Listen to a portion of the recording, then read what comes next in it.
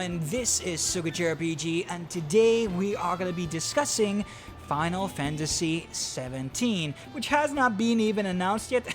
It may not be even in the works as of right now, but given on with the all recent dealings with Square, this is a perfect time to talk about this.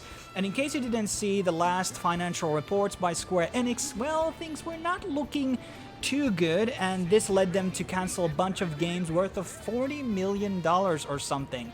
And this could have included a bunch of Final Fantasy based games, including 9 Remake, 10 Remake, 10-3, World of Final Fantasy 2, and all the other alleged Final Fantasy games which might have been in the making in the last year or so. Most of them, or some of them, or maybe none of them might have been cancelled recently. And a lot of people are obviously worried about the future of Final Fantasy franchise and where exactly is it headed. So in this video we're going to be talking about that general direction, and then we're obviously going to be talking about what things Final Fantasy VII must get right in order to be a massive success like some of the earlier titles like 13 and 10 in terms of the sales. So let's kind of start off by talking a bit about the overall direction of the franchise. So in my opinion, the Final Fantasy brand needs to be split into two franchises. The first one being the main franchise, which will keep going on with the number titles, 17, 18, 19, 20, and so on. And this will be basically an action-based combat with RPG elements similar to 15, 16, and I guess a bit of 12 as well. And the second one will be called, let's say, Final Fantasy Legacies, which will be turn-based and probably focused being more of a AA title with more of an experimental artistic approach, as the main line will be always going for a bit of a more like cinematic realism. But I think this other franchise should be like really focused on going on a bit more of those experimental artistic approaches that we see on games like Okami, Beautiful Joe, or it can be more like of an anime style if you think about Tales of Arise or more of a recent Persona title. Those are things that a turn-based series also should be experimenting, and I think in this way we are catering into new audiences and also to the OG fans who fell in love with the turn-based stuff. And the reason why I think this change is essential, because not only you need to cater to both of these player bases, but people want to see continuation on the existing game systems. Like maybe your first Final Fantasy game that you played was 15, you fell in love with the combat, you wanted to see an improvements and polished versions of that game in the future, which wasn't Forspoken, by the way, and that's basically kind of like the successor title. And ever since like Final Fantasy X, in my opinion, there has been a lot of drastic changes and jumps in this Final Fantasy series where the design and everything has changed too much. If you like 4, for example, 5 and 6 were quite similar, and they kind of like just shuffle things a bit. And I think there has to be consistent on that combat system, and not that they change it every single time on every single title. So I think they should stick with it and then improve it on the next title, and that should be the distinguishment. Now that the intro is out of the way, let's talk about what Final Fantasy XVII needs to do in order to succeed. And the most obvious point, where most of you are going to agree with me, is that it needs to be a multi-platform release on day one. That is PC, PS6, latest Xbox, and Switch 2 in case that console can run the game. And obviously when you release your game 1 year later on PC, at that point the hype is kind of dead for the game. And also, it's not like there's anything new added into the PC version, which would incentivize the people who bought the game on console to rebuy it on PC, because there's no new items, costumes, summons, or dungeons, or weapons. It's basically the same game with more graphical settings, and obviously mod support, which only fraction of the community, like 2 to 4%, actually care about, including me, but that is not majority of the players. The other very significant thing that Square needs to understand is that they kind of have lost this edge over the rest of the competition when it comes to cinematics and making very, very good looking games. Most of the competition have caught up. When Final Fantasy 9 or 10 came out, they were very significant graphical games, especially when it came to the FMVs and everything. They looked amazing. But that is not something that Square can produce anymore, where their games are really that much higher level contrasted to other big gaming studios in the world right now. So Square should really focus on making more of an artistic look for these Final Fantasy games and abandon really the chase for the hyper-realism. As Sakaguchi always said that, yeah, go for the more cartoony graphics and puppet graphics, ignore this whole realism thing. And obviously there's two thoughts about this, which ones are better. Is 9 looking better than 7 and 8? Is 10 better than 9 and etc.? But I think there's definitely a lot more room for approaching a bit more anime style graphics, whatever it's like, kind of taking a page from the book of Honkai Star Rail, Zenless Zone Zero, or Tales of Arise, or Okami, or Beautiful Joe. Those were games that had a very different type of a graphical style, and they are obviously probably more cheaper things to do as well, in case you're just not going to max out the graphics. And I'm not totally against hyperrealism, but that shouldn't be the foundational block of the Final Fantasy game design or Final Fantasy XVII. Now, alluding what I just said earlier, I think the primary focus for Final Fantasy XVII has to be the world and the characters first. Everything else is secondary. The world has to be actually interesting, and the characters have to be deep, they have to have their character arcs, they have to be meaningful, and they have to be different from each other in terms of their archetypes as well. There's sometimes characters that feel way too similar to each other in some of these Final Fantasy games. And after that really comes the graphics and combat, because there will be a lot of people who will go through a bad gameplay just to experience a great story, whatever it's like a game like Siberia, for example, or Longest Journey, or some other old JRPG titles which have very outdated mechanics, but the story is so great that you want to experience it. And I would not say that this is truth in reverse, where people are exactly playing games that have amazing combat, but everything else sucks about the story and the characters. I mean, there might be cases like Star Ocean 6 or Tales of Zestria. They had good combats, but everything else kind of sucked, so I guess it's a bit of a preference point. And if there's a one universal thing which majority of the Final Fantasy fans agree, is the fact that everybody wants to have more than one playable character. I think this was the biggest mistake with 15 and 16. Obviously, they added out a patch in 15 where you could, play with the other characters, but those experiences are not comparable one-to-one as playing with Noctis, as the other characters are not able to do exactly the same stuff and a lot more limited in their combat, so that is not like one-to-one same experience. So I think it's super important that in 17 we can play with more than one character.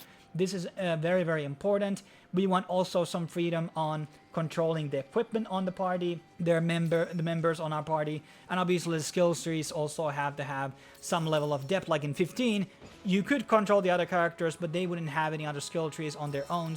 They would have just the equipable items, and basically that's it, and that's not the experience that I really want. So I think 16 in a lot of ways was a travesty from a design point of view, in my opinion. Personally, I don't have a big emphasis on how big the party should be. It could be 3, it could be 4, it could be 5, it could be more than that, but I think the bigger party just enables more replayability for the game, enables more general strategies within the game, and I just care about the characters really being distinguishable from playstyle point of view, unlike in Final Fantasy XIII, where every character basically were the 100% same outside from the summons. So that's not obviously what we want, so we want some variety between the characters. Outside from the playable party, another pivotal element that we need to see is an actual progression system. I maybe say that the Spear Grid in Final Fantasy X is probably the best one that they had. Obviously, there's many ways to improve that system, but I think that was like a very perfect spot. I don't mind the system in 7 or 9 either. I think 12 had a nice job board, which I also liked. So there are many ways to go on with that, but the one that we have on 15 and 16 didn't make us make like hard, difficult decisions on which path on the progression system we would go, and it was just way too streamlined and way too simplistic in my opinion. So I would rather go a lot more something that we had on 12 or 10 again. But this is also obviously very dependent on what type of a game it will be. Will it be action-based or turn-based?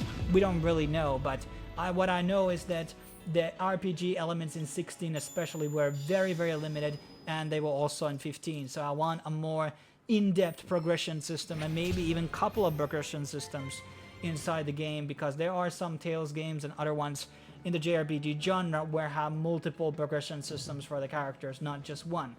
And there has been a lot of discussion regarding also about having now, again, a female protagonist. And generally, I don't like this concept because the woman can play less archetypes contrasted to a male character, and that is purely from a writing point of view. And yes, you can always write the female girl boss, but really the point is, will it be believable?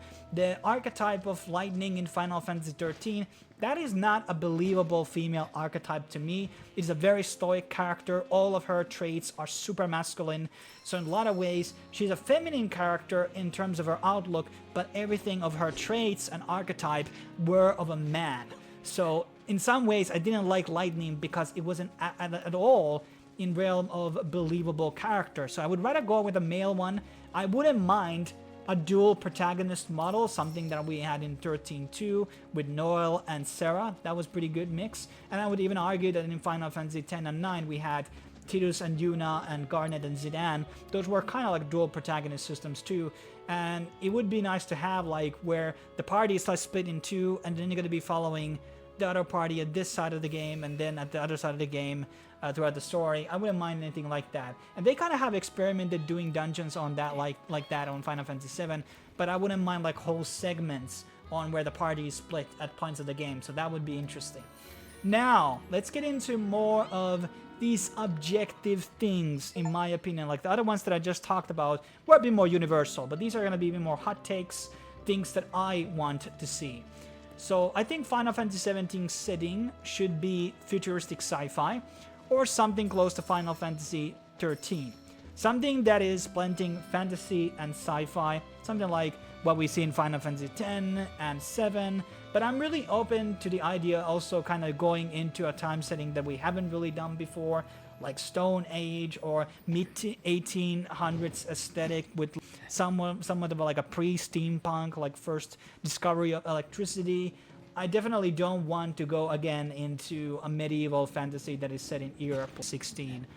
That's definitely not what I want. So anything that is really far away from 16 is something that I truly prefer now. And in case it doesn't go sci-fi route, I could also see like more Asian and African influences more than like another Euro fantasy game again, because I think that is getting a bit overused and a bit more standard. I think there's interesting folklore and stories to be told in Asia and Africa, so I think those could be, or even the Aztecs or the Incas could be a great foundational thing.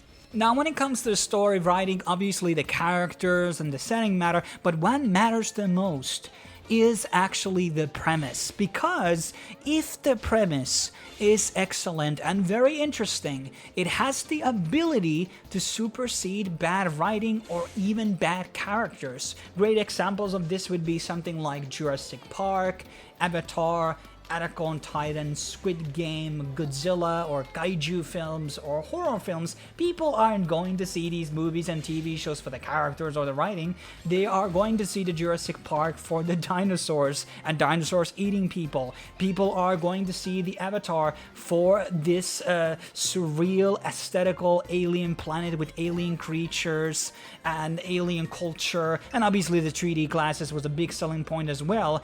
But it's really these exotic novel settings that really draw people in. The most recent example being Expedition 33. They had a premise that had not been done before in fantasy or in gaming, and everybody was flocking in millions to see what is this painter's thing, why is she doing this, what is the actual story behind it.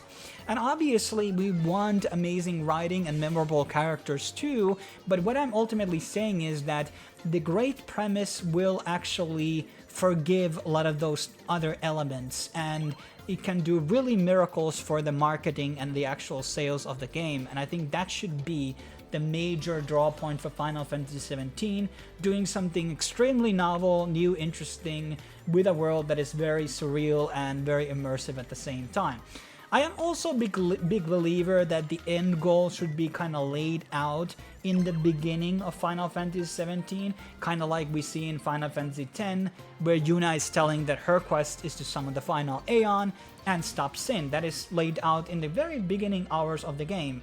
Or obviously in Expedition 33, in the beginning they lay out our mission is to stop the Paintress, and instead of just going like saving the cats from trees and then in the end we're killing a god, I think it's very important to kind of lay down the end mission. And obviously the end mission can derail a bit because of plot reveals and plot twists, but I think in the beginning the main goal should be kind of pitched to the player, and I think this is very, very important caveat that needs to be understood. Then for my final points that I would like to see in Final Fantasy XVII, starting off with the summons, which had a big part to play in 16 and 15. This time around, I would really like them to take a bit of a backseat role or not exist at all and focus instead in airships. Take a page from Skies of Arcadia, include airship battles, which could take place in space or in floating islands, or they could even take place underwater. Maybe the whole world is underwater. And there's many ways to approach that. The airship battles could be turn-based or active combat based, while the other combat is the reverse of that. Many different ways to do that, and I think that would be very interesting, and it would make the gameplay loop feel a lot more refreshing.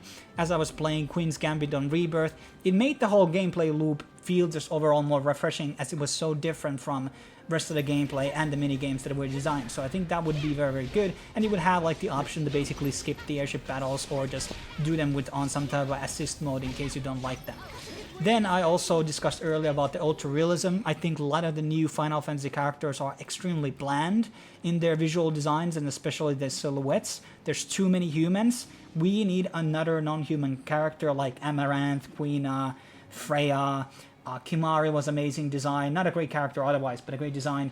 So I think we could have a lot more like these monster style characters in the roster which look very, very different. Like Final Fantasy VII cast looks so wild because every character looks so different from each other.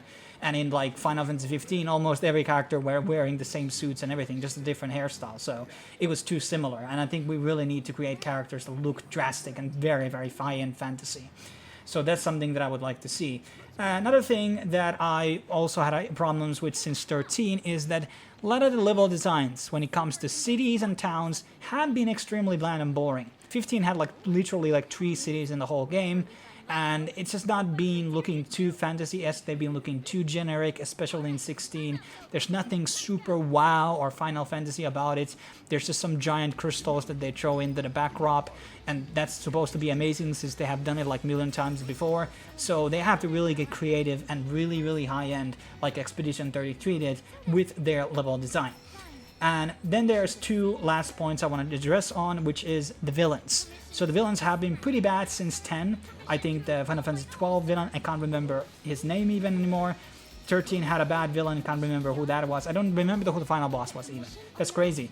And 15, Arden was pretty bad too, and nobody likes Ultima and 16 either.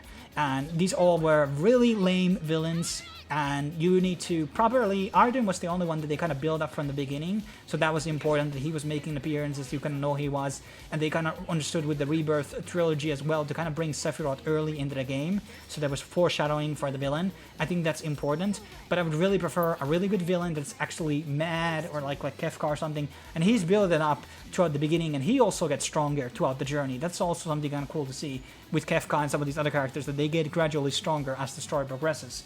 So, need a good villain again.